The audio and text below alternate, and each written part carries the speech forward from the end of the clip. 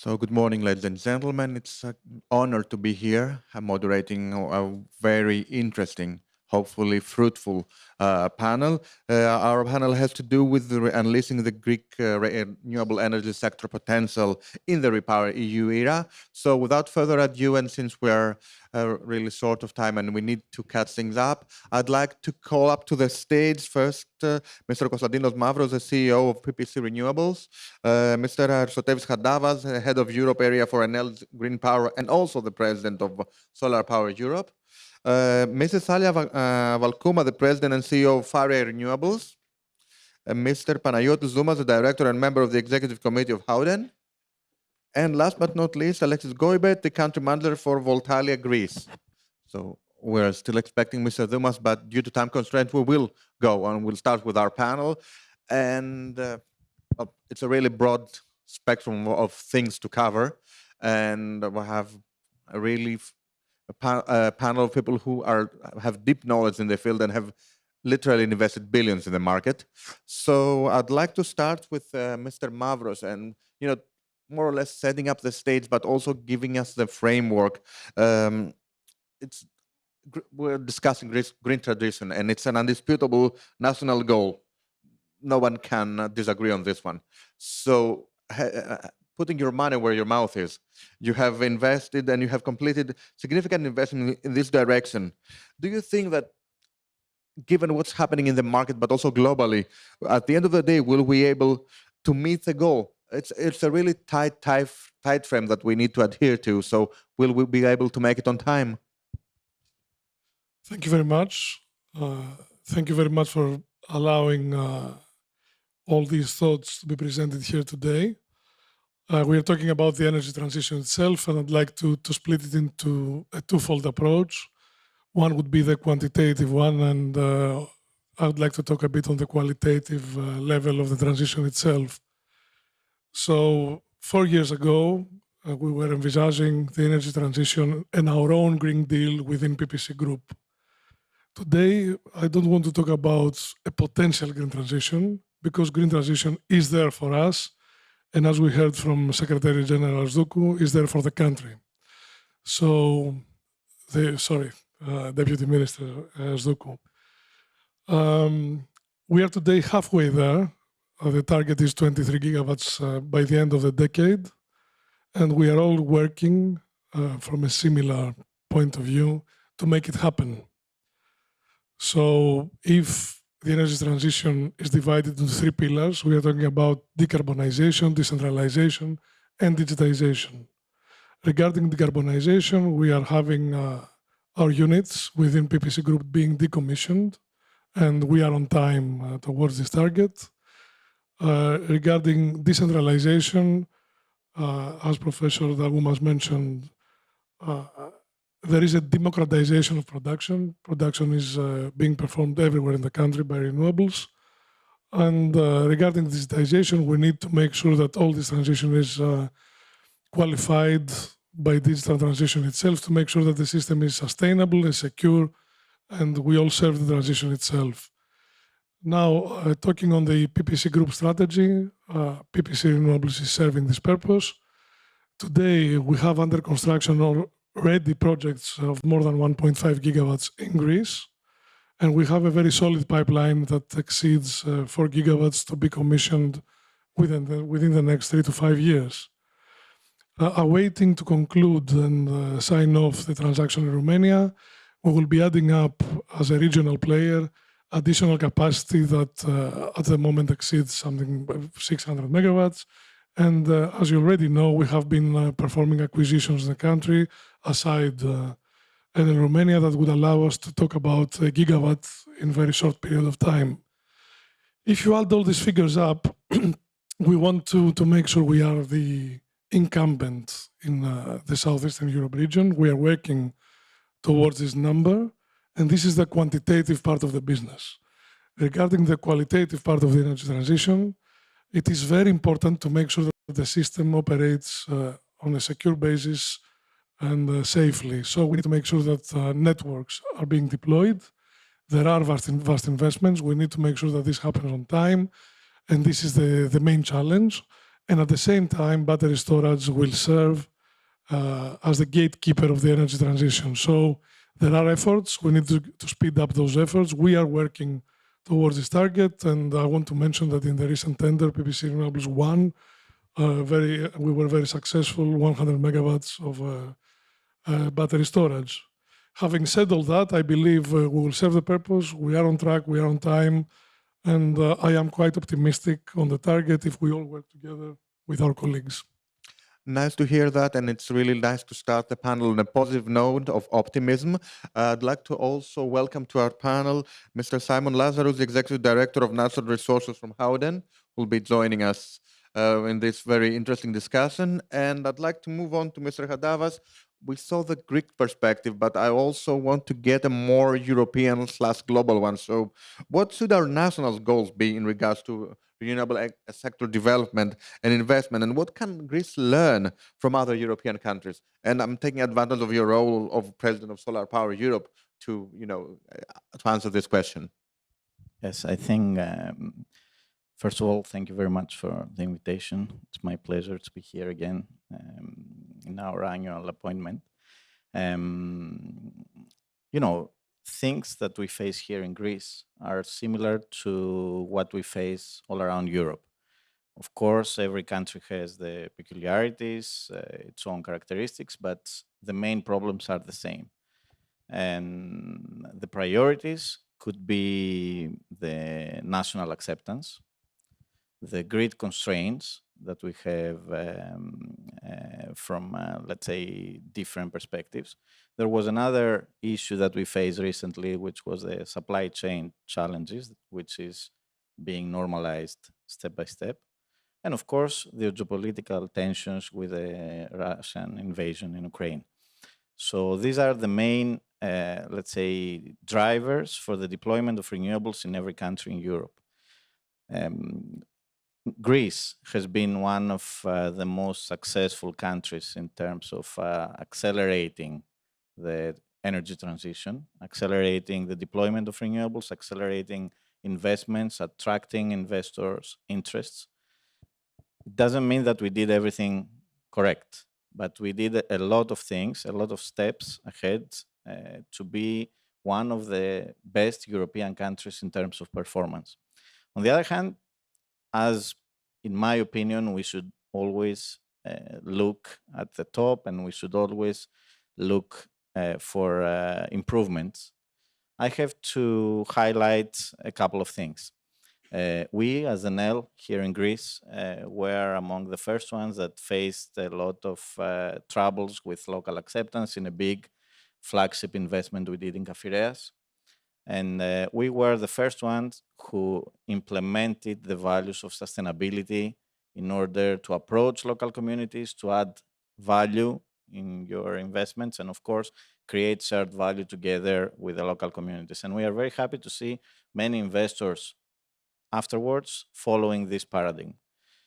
We as Enel were probably the first ones, or among the first ones, who rang the bell 4 years ago, saying that, look, guys, of course, we need to accelerate the licensing procedure. We need to attract more investments. We need to bring investors. On the other hand, there is a risk for creating a bubble there. There is a risk to have a lot of interest for a limited space. And we saw that this happened afterwards. We saw that there are some curtailments starting in the grid. We saw that the banks are more skeptical in financing solar-only projects, for example. And that's why we proposed 4 years ago that we see the future. We see that a way to accelerate the deployment of renewables is to combine it with storage. And storage should be a fundamental element of our system, of our investments. We were not as fast as we wanted in this, let's say, spectrum. But on the other hand, I think that time is not over.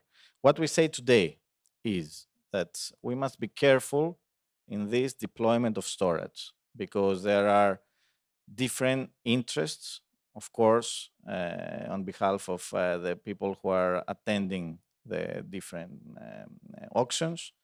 And of course, there are conflicting interests. So in my point of view, what is important is to maximize the value of the support that we give to these technologies.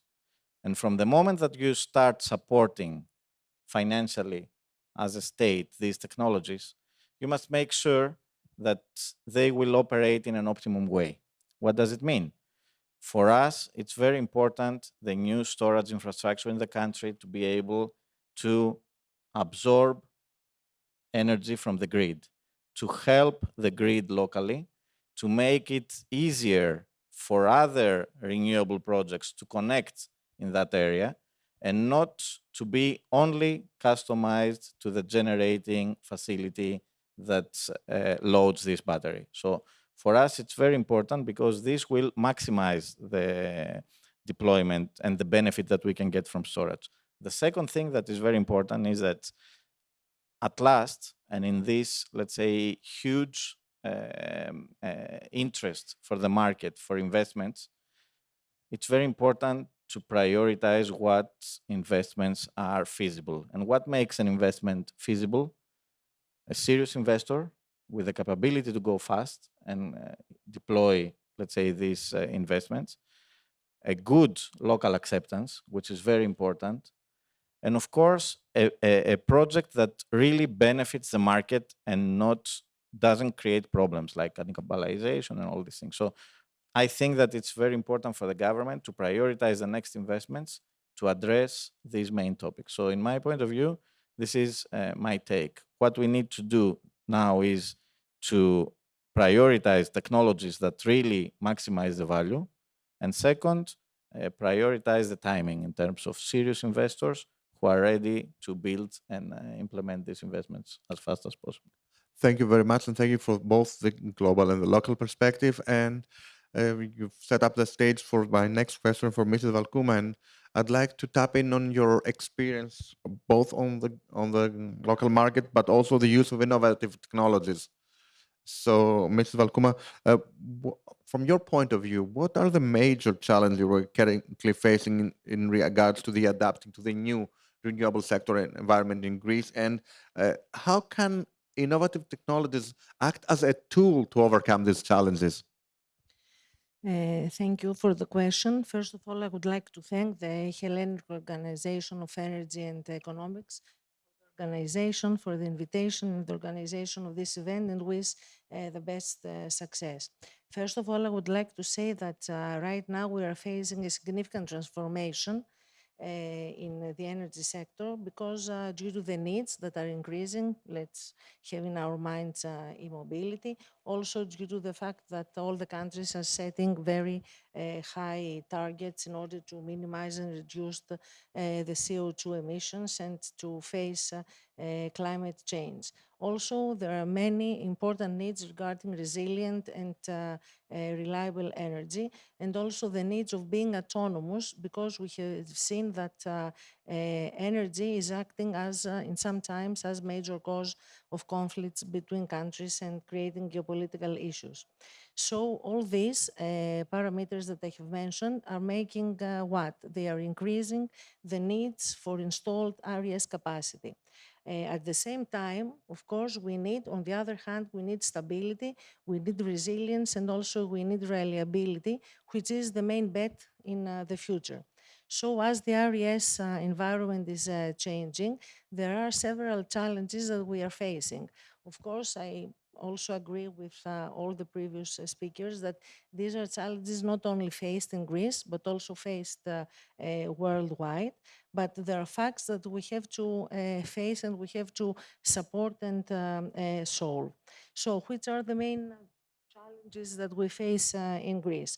First of all is, as already mentioned, the electricity grid, which in some areas is also saturated, and also the infrastructures that cannot support the needs and the installed capacity and all the projects that are going to come in the future. Also, we are seeing that there is an inability and a weakness to use all the produced energy at the moment that is needed. That's why we have this problem with the curtailment that we are facing those days. Also, another important challenge that we have to face is what we are seeing about the over-concentration of projects in certain areas and the lack of organized establishment of projects. And another technical challenge are the bottlenecks and the very late and long-lasting consent procedures, which sometimes, even if projects are very well organized, almost ruin them. Of course, the Greek government has done steps in that direction, but more steps are needed. Except from those technical challenges, there are also some challenges that we have to mention. These are that we need projects more environmental friendly and with a more sustainable footprint. And also projects that have to be more positively accepted by the local communities. So we understand that are more and more factors and more challenges that are added in the scenery of the RES of the renewables. What can we do now in order to face those challenges? So first of all, as mentioned, storage has to be included in the RES strategy of Greece and in general. When I say included, I mean in a very high percentage in order to be able to to use all the production when is needed and not have all these curtailments and shortcuts that we are facing. It's very important to have projects that can control generation and injection in the grid. And with storage, which is the next big target for Greece and in general worldwide, this is the most optimal way in order to have success in this. What it would be good also to have in our minds, as also innovations were mentioned, is to look for more sustainable and more environmental friendly types of batteries and storage. This would be the bet of the future. Regarding the grid connection, certainly new grid connection, new infrastructures are needed. And we have to, as Greece, as a country, we have to face not only the interconnection inside the national ones, but also the interconnection, which will give us also the ability to produce the energy and give a great amount of the energy also to the other countries as well. Because we really believe that Greece can definitely act as a crossroad of interconnections and as a supplier of energy for other countries as well due to the site it is set. Also, in order to stabilize production, which is a bet, new technologies and more stable technologies in regards of productions of production is needed. Also, the establishment of projects, of hybrid projects that are going to combine, except from the storage part, also photovoltaics and wind projects as well. And what is very important is to add in our energy mix technologies that don't exist right now. For example, such the offshore wind projects, which because of their large scale capacity factor, can definitely support the stability and also these all the targets that we would like to have in order to achieve the stability of our system. Something that I really want also to mention is the involvement and the use of green hydrogen and green ammonia, which also can be a solution to the overproduction of energy. And last but not least, we definitely have to mention technologies such as blockchain, such as artificial intelligence, which can definitely help in order to stabilize production and needs in all stages. And if I may, just a question, what is very important are synergies. Synergies between all the involved stakeholders. If we achieve this, then we can solve everything. Okay, thank you very much. You really have put up a broad landscape of issues that needs to be tackled. But I also would like to turn to Mr. Lazarus and ask him about another, may I say, new challenge that we are facing. And we've been facing that, especially in Greece, during the last months. And I'm talking about recent events that have highlighted the role of insurance companies and policies as catalysts for resilience.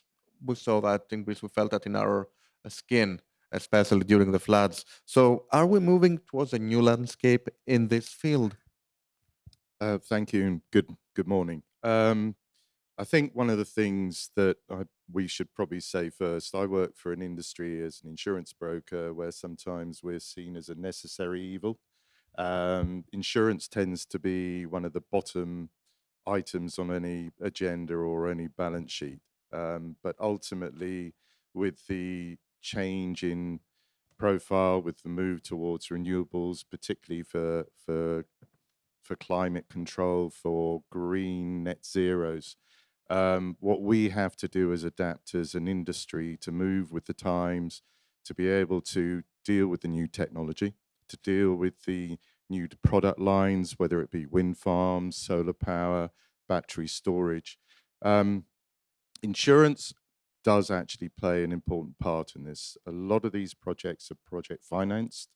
Lenders have some very strict requirements within their demands for particularly areas that protect their position, protect their financing, protect their future projects that they're working with. So the industry has to provide a product that adapts and provides the resilience that the market needs. Climate change does play a part. We've seen quite a little bit of movement with regard to actually the wind, the environment, floods, which are making a major change in the way that the world is having to adapt. So the actual market recognize it has a vital role to play. There is a cost, there's a cost, but at the end of the day, you need project certainty, and that project certainty comes through an insurance product itself. What we tend to like to ask is to be involved from basically the start of the journey so that we can actually support, advise, and guide the process. A lot of the time, there are risks which are not insurable, which are commercially taken risks, which have to sit on the balance sheet, but we need to make sure that these kind of areas are identified earlier so that clients can mitigate these. The world is changing, there's no doubt about it. I mean, a colleague just now talked about offshore. Offshore is a very risky environment as you need to move further and further offshore with bigger and bigger turbines and the cabling that is required to go with it and the associated risks that go with it. A lot of the risks do come from the AC/DC cables and from the installation programs. So the wordings and the markets that we utilize and their support is very much critical in that process, and will continue to adapt. But the main thing we need to be, and I think this is an important part from supporting the industry and supporting the development of technologies, is to be proactive, not reactive. And that's what we're here to do. Thank you very much, and I really keep that being proactive definitely plays a more important role. We've seen things happening, and we need to adapt to them before they escalate or before they happen again. So to finish the first round of our discussion, I'd like to turn to Mr. Goybet, and we definitely talked a lot about green transition, and the national plan forecasts an additional 11 to 12 gigawatts of both photovoltaic and wind projects to be commissioned before 2030. That's a really huge amount of energy. So do you think that everything is in place to achieve these ambitious targets, or could we be missing something and find ourselves into a dire situation sometime down the road? Well, first of all, thank you for the invitation. So I think it's, as you said, it's a really very ambitious target. We are speaking about 1.5 gigawatt to be implemented every year for the next 7 years. It has never been done before in Greece, so it's a real. I think it's really important to realize the size and the ambitions of the target. I think the good news is that we have already a lot of the pieces of the puzzle which are available to reach this target. I would mention the land, for instance. There is enough land to carry out this target. If we just take a figure, we can say that it represents 0.1% of the land, total land of Greece. So the land, I would not say, is the main issue. We have also companies. We have a lot of companies which can develop projects efficiently.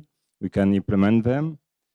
So we have the actors required to carry out this target. We have seen that there are already a lot of projects with grid connection offer, much more than the 11 gigawatts which are required. But maybe one piece of the puzzle which is really important and which have not been discussed enough, I would say, is the necessity of fixed income. The renewable energy is an infrastructure project, and when you do the investment, you do it once, and then you have no way to adjust your cost of production to your revenue. So when you have this kind of profile of the cost profile, you need to have fixed income to cover this fixed cost profile. Fixed revenue can come only from a long-term contract. A long-term contract because the investment has to be amortized on a long period, and the national plan is speaking about 4 gigawatts of corporate PPAs. I think it's an ambitious target. It means we need to find 4 gigawatts of corporate companies which are bankable, which are able to sign long-term contract at fixed price. It can be achieved, but it's challenging. But even if you reach this 4 gigawatts, there's still a 7 gigawatts where we need to find a fixed income. And that can only come through tenders. There's no other way to, or you fix a feed-in tariff, that's not efficient. The most efficient way is to go through tender. But this means that we would need soon to announce the plan of at least 1 gigawatt of tender per year for renewable energy project for the next 7 years. It's simple mathematics. You need 7 gigawatt with fixed income, and you need. So what I'm expecting to see in the coming months would be the announcement of a plan of having this tender every year, and not only to the announcement, of course, to make sure it's realized in the coming years. So thank you very much, and I will definitely take that last proposal into account. Stability and fixed pricing is very, very important in a long-term market. So moving on to the second round of questions, I'd like to ask our panelists to be a tad shorter on their responses. We really are short of time, and we have to keep our pace for the ambassador who comes up next. So moving on again to Mr. Mavros, I'd like to stick to the PPC Renewables company and ask a more specific question. You play a pivotal role in the shift from fossil fuels and especially carbon towards sustainable renewable energy sources, especially in certain parts of Greece. So how is this task coming along, and what are the major challenges you are facing towards shifting from the one technology to the other? Thank you. One thing I want to say is that taking into perspective the group's view, so PPC Group, we have a very, very global approach. We want to become a regional player. Greece is becoming steadily a local superpower for renewables, and I want to mention 5 facts. So one is we are very competitive, and we are also forming coalitions with tier 1 players like RWE. So we are on the world map with a very massive project. B, we have already signed off more than 1 gigawatt in bilateral PPAs. C, we have already been very competitive in the first hybrid projects in the island of Astypalia. We are present in the auctions with battery storage. D, we are the first ones to have built a pumped hydro in the country. And last but not least, we have a very global approach towards the northern boundaries. So we believe we are there with a very massive business plan of certain billions. and we're going to make it happen. All this creates challenge, twofold approach again. One is the external challenges, which are obviously the grid itself. We need to move with the grid investments to make sure all the energy transition is supported. B, we need to support further battery storage and any kind of storage to make sure that the grid is stable, electricity production is stable. And internal challenges, we need to make sure we can manage all these investments because we have a massive business plan. Up to date, we are doing it, and I believe we are doing it successfully. Thank you. Thank you very much, and thank you very much for putting the broader perspective into the picture, and also highlighting those challenges and also ending on a positive note, because we need the green transition at the end of the day. So speaking about investments, moving on to Mr. Chantavas, you recently announced a $500 million deal with Macquarie Asset Management, which is one of the largest in the sector. And that does mean something. It's a lot of money on the table. So what are the next steps, and how will that deal impact the market in general? Because it's one of those market-defining deals. Yes, I think, yesterday I was reading an article, and it was showing a table. And this table, on the left column, you were seeing that the top utility in terms of market cap was Enel. And on the other side, you were seeing that the top infra fund in terms of capital raised was Macquarie. So we are happy enough also as employees of this joint venture.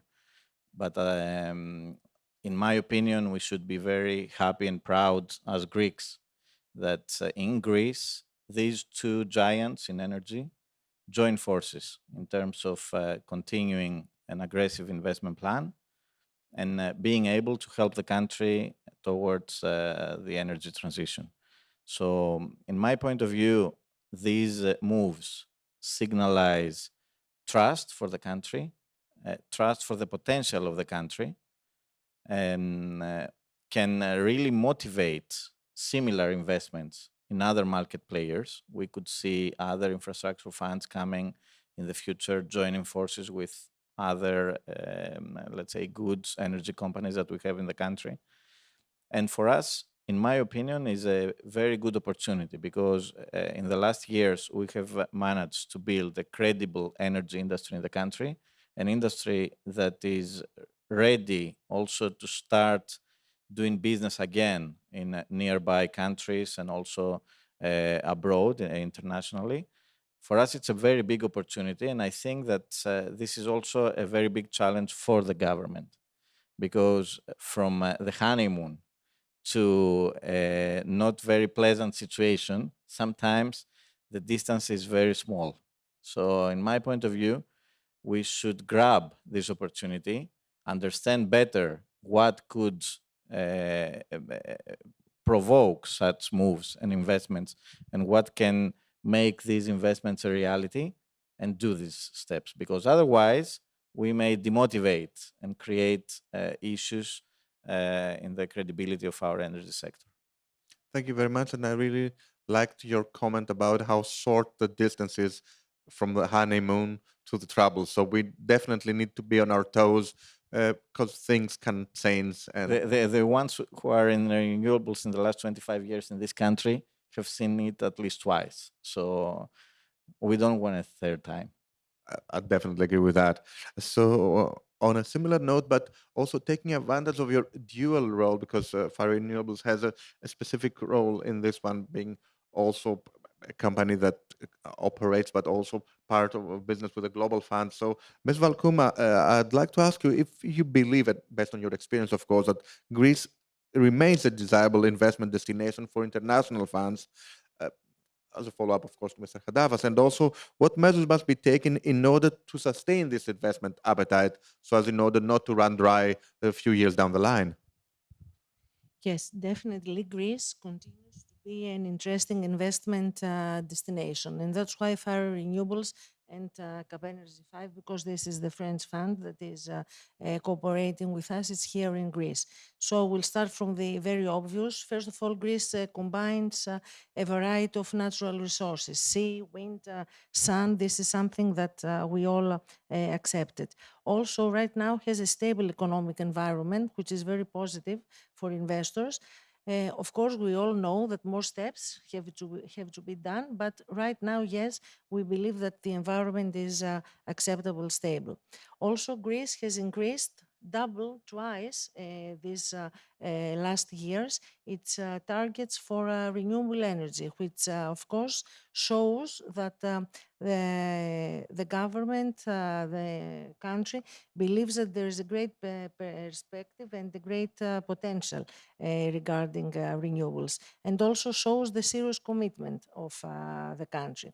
Also, Greece has, according to our opinion, a strategic geographical position, and this has to be exploited in the most wise way in order Greece to be an energy hub. So this is also a parameter that can be very attractive for funds.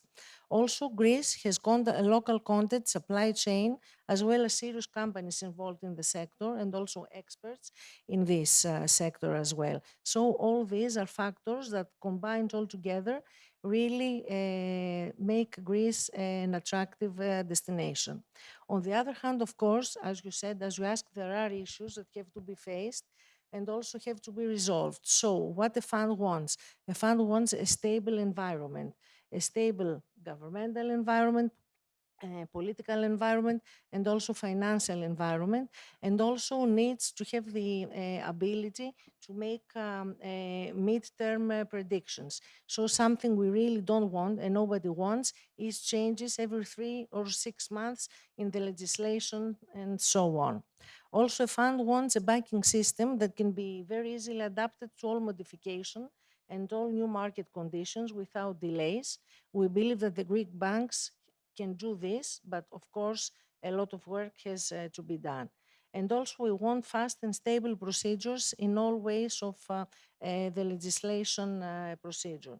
So, and last but not least, and I will go to the first question you asked me, we want all these challenges that were set to be solved, and then we really believe that everything can lead to a success.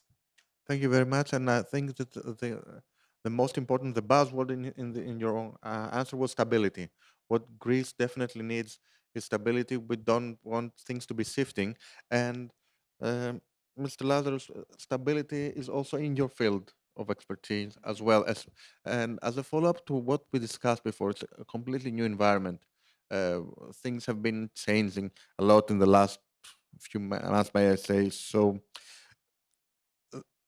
what I want to ask you is between the developers, but also the lenders, what measures must they take in order to safeguard the stability and the resilience of their environments, and to act as a shield from all events, and especially from a fiscal perspective, what does that mean for their business plan and their investment strategy?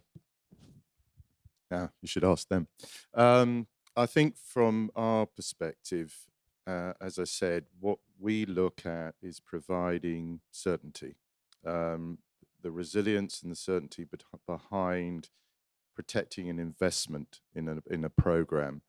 To do that, you need to identify the exposures and the risks that potentially could be on the table or could be coming down the road. You can never foresee everything, but what we do and what I think lenders look for is, with regard to protection on their investment to the degree that products that sit in the insurance world can provide, and then being aware of those areas which they then need to take on themselves and protect their own position through mitigation.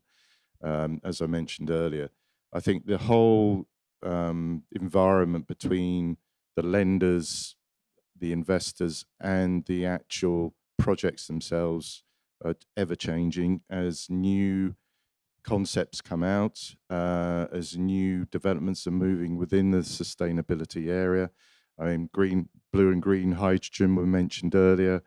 LNG is obviously an area that's moving fast into the world. Greece is very much a leader in that at the moment. And this is where, we as a company recognize we have to be ahead of the game. Howden's is internationally known as one of the leading renewable companies, the sustainability companies globally, as well as here in Greece. But at the end of the day, we have to make sure that we provide advice and support to the industry to make sure that we're not an impediment in the way of delivering the investment to the project, and to make sure that the project moves smoothly and has, as you said, the resilience to stand up in the event of any potential incident that could derail it. Revenue protection is obviously critical, and that is something which is very much in the eyes of the investor, to protect their long-term range and continue to invest in what is an ever-changing world. So thank you very much. Once again, the key word was stability, but also resilience, and the last but not least, revenue protection, because we've seen a lot of projects not being adequately protected, and that leads to a domino effect between developers and lenders and everybody in between. Yeah, I think one thing just to say that when you look at expense, and revenue protection is an expensive expense to protect, it is a recognition that if you don't have cash flow and you don't have revenue protection in place, it can actually have an impact on the sustainability of the company as well. And moving back to Mr. Goybet, I'd like you to, for the final question, to give us a more down the road perspective. So what I mean by that, the objective of Greece is to be carbon neutral by 2050. And that's a very important objective for the country, but also optimistic one, given the fact that it will require something like 48 gigawatts to be added into the system from 2030 to 2050. Can that goal be delivered?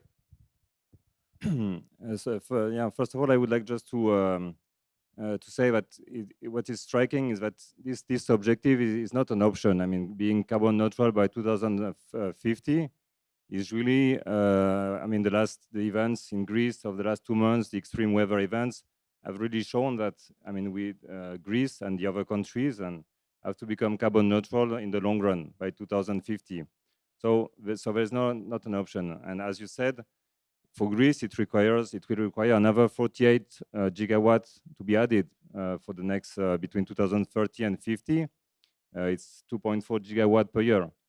So we are really at the beginning of the process, and of course there will be challenges. It's difficult today to know exactly how it will evolve, but we can mention that there will be challenges in attracting investment. It will be a time where all the countries and most of the countries will go for carbon neutrality. So there will be lots of countries where money will be required. We'll have also, of course, to check the supply chain. Will be enough equipment for all the countries to become carbon neutral. And then on a more local level, I would say the big challenge for me would be the grid. Today, the grid can accommodate 7 gigawatts, maybe a bit more, but it will have to accommodate 70 gigawatts. And developing the grid, so it's a massive requirement for the development of the grid, and that takes time. You need planification, you need impact studies, permitting, investments. So it's really, something I think we should hear also about in the coming months and years, to say what is exactly the plan and have visibility, not only in the next 5 or 10 years for the grid, but up to 2050. And then maybe the last challenge I see also is, in fact, this change will come from all the energy sector, not only the electricity, which should move to a green energy. It means transportation, industries, heating system. So it's really it's a key element that to see in the coming months, coming years, policies, adequate policies to make sure that the transport sector industries are moving to green energy. Thank you very much. And definitely the grid is a very, very important challenge down the road. So I'd like to finish the conversation with a very, very short question to everybody. Given what we heard, on a scale of 1 to 10, how optimistic are you about the sector in the next few years? And really answer me with a number, or like a really short answer. Mr. Mavros? Absolutely. So like a That 10? goes to 10. Mr. Chantavas? 8. Mrs. Valkouma? I will say 10. Okay. But synergies are needed. Mr. Lazarus? I have to say 10 because we service the industry and we want to live with it and support and help it move along. And last but not least, Mr. Goybet? I would like to say 10 also, but I would tend for more 7 or 8. Okay, so we're definitely finishing this panel on a positive note, something between a median of 9 point something. So really optimistic on this one. Thank you very much. Thank you. And